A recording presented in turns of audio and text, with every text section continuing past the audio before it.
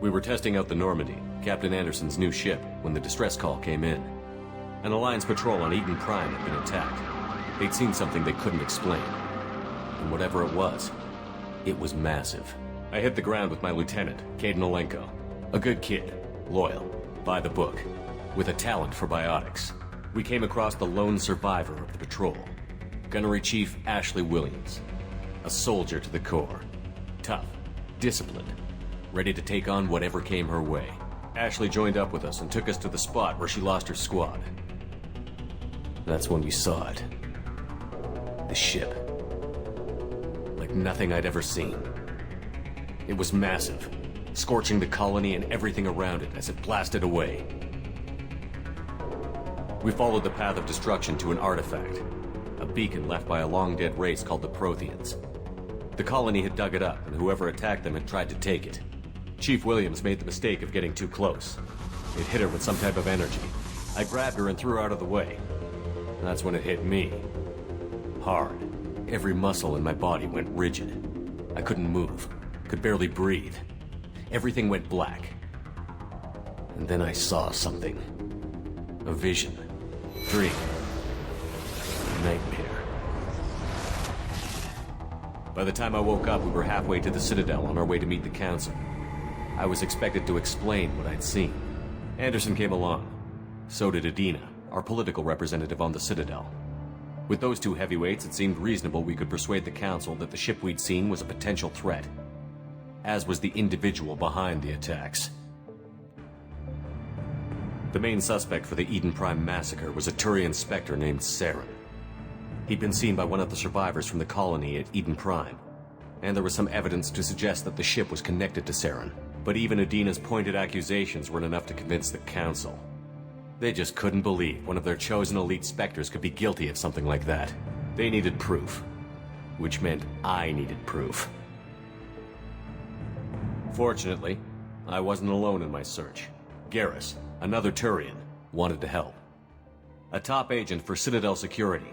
Despite orders from his superiors that he shouldn't get involved, he told me he was suspicious of Saren, and he had some useful leads. More importantly, he was willing to share them. That led me to Rex, the biggest, nastiest-looking Krogan bounty hunter I'd ever seen. He turned out to be more than just a brute. It was his intel that led to a fugitive with incriminating evidence on Saren. The fugitive turned out to be an energetic little Quarian named Tali. A tech expert with a knack for hacking, she'd procured some information on Saren.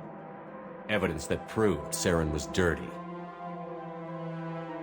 Tali's evidence proved that Saren was responsible for the massacre on Eden Prime, and that the immense warship we'd spotted was in fact Saren's flagship. But it went much further. Saren was trying to find a way to bring back a race of sentient machines from dark space.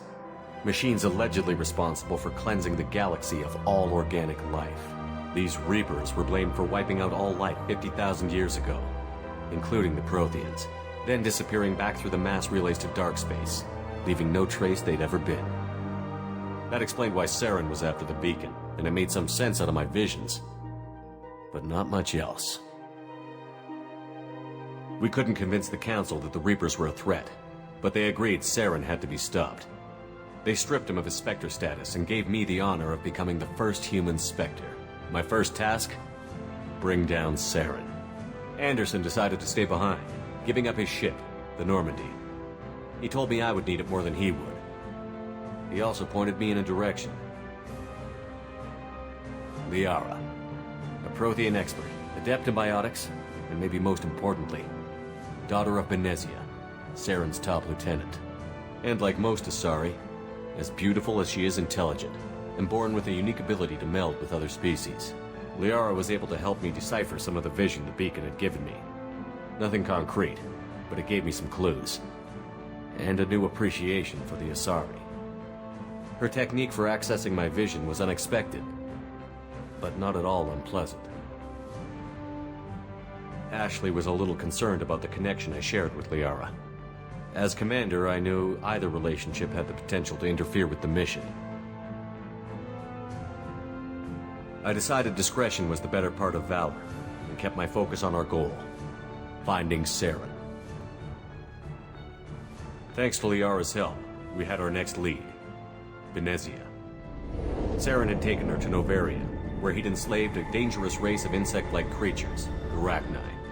He ordered Benezia to use the same technique Liara had used on me to extract information from the Rachni Queen.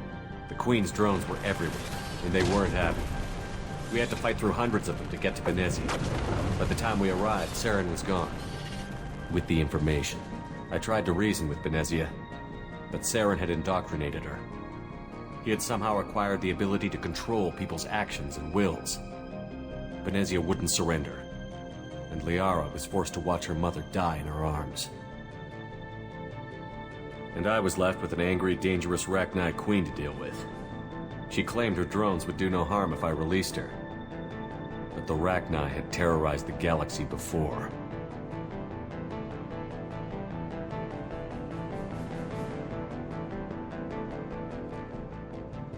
I couldn't do it. I wouldn't doom an entire species for past sins. And the Queen was true to her word. She left and took her army of drones with her.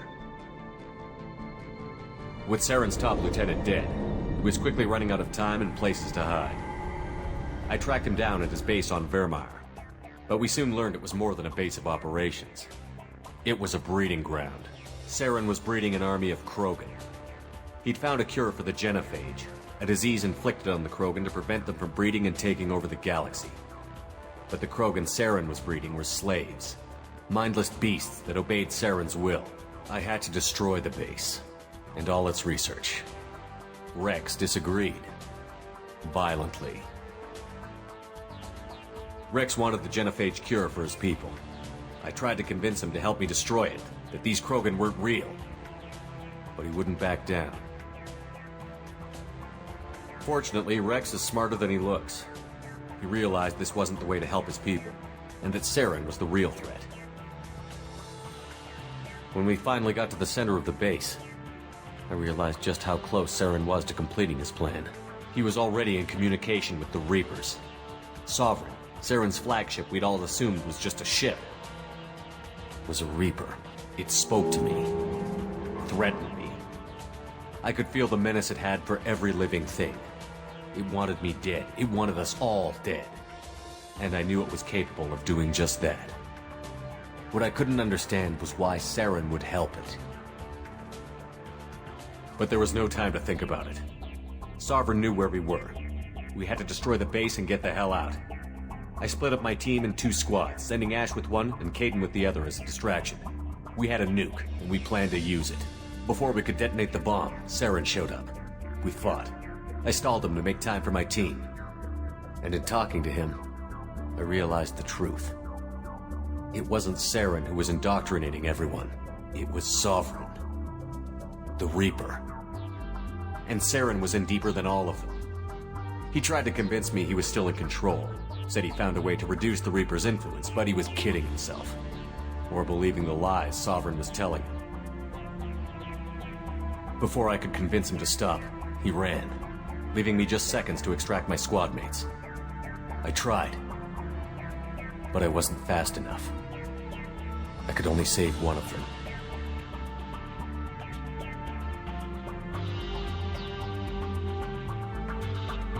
Ash was a good friend, and a great soldier. But I had to choose, and I chose Kaidan. That was the last time Saren would slip away from me. I knew then, the next time we met, one of us would die. With my team mostly intact, we chased Saren and his army to Ilos, a long-lost planet that had once belonged to the Protheans. As we prepared for what we knew would be a desperate fight, I spoke to my crew. We were just one ship, against Saren's growing army. I assured them all that despite the odds, we could defeat him. I'd never tell anyone, but I had my doubts. Leaving Ashley behind had hardened my resolve, but revealed a soft spot in my defenses. How many more friends and allies would I be willing to sacrifice in order to stop Saren? We arrived on Ilos, close behind Saren. Once on the planet, we discovered a Prothean databank that helped me put the final pieces of my vision together. The Reapers had come 50,000 years ago, and every 50,000 years before that, each time purging the galaxy of life. The Protheans had fought and died, like every species before them. but a few survived long enough to leave a parting gift. The Protheans had discovered that the Citadel was the key to controlling the mass relays. By sabotaging the Citadel, they found a way to close the relays to dark space, slowing the Reapers' return, giving us the time we needed to find a solution to stop the Reapers once and for all. Saren knew this. He was leading his army to take control of the Citadel and re-establish the relays to dark space, bringing the waiting Reapers here to destroy us all. We followed him to the Citadel. It was intact, but heavily damaged. He had caught the Council fleets by surprise, and they were only now regrouping. And with Sovereign as his flagship, there was little hope the fleets could counterattack with enough strength to take back the Citadel. But Saren was done running, and I was done chasing him. As the Alliance and Citadel fleets battled Saren's army outside, I cornered the Turian bastard in the Citadel tower and confronted him. He died believing that the Reapers would save him. As I fought to regain control of the Citadel, the Council's flagship, the Destiny Ascension, fell under attack. Despite Saren's death, Sovereign and Saren's army continued to fight. The Council was aboard the Destiny Ascension, and they were requesting assistance. But I knew in order to help them, I would have to put our Human Alliance fleet in jeopardy. The Council had to be saved. They represented the hearts and minds of the galactic community. Without them, the fleets would be in disarray. Even with the Citadel back in my control, Saren defeated, and the Normandy leading the combined galactic fleet, the battle against Sovereign, a single Reaper, was relentless. It took the combined fleets of humanity and the other races, but in the end, Sovereign fell. But the costs were immense. While humanity's efforts in the war earned us our first seat on the Council, it was a hollow victory. The Reapers were still out there. I knew the fight was far from over, but as the one who'd led the fight against Saren, I was given new responsibilities. The choice of humanity's first counselor was left for me to decide. On the one hand, Udina, the lifetime politician. Ruthless and ambitious, he would easily navigate the political landmines that would soon be put in front of him. The other choice, Captain Anderson, the career soldier. Tough but fair, but a friend, and someone I could trust. Both great leaders in their own right. Anderson didn't want the job, which was a sure sign he'd be perfect for it. No ambition to get in the way. The war was over. The threat had passed. In time, the Council would rebuild itself. The Citadel could be repaired. Even the pain of lost friends would fade. But none of that mattered if the Reapers were still out there. And if they were all as powerful as Sovereign, we had to find a way to stop them. I had to find a way. I gathered my crew, took my ship, and went in search of answers. Officially, the Council would only say I was assigned to cleanup duty, rooting out any remnants of Saren's army. Just another routine mission.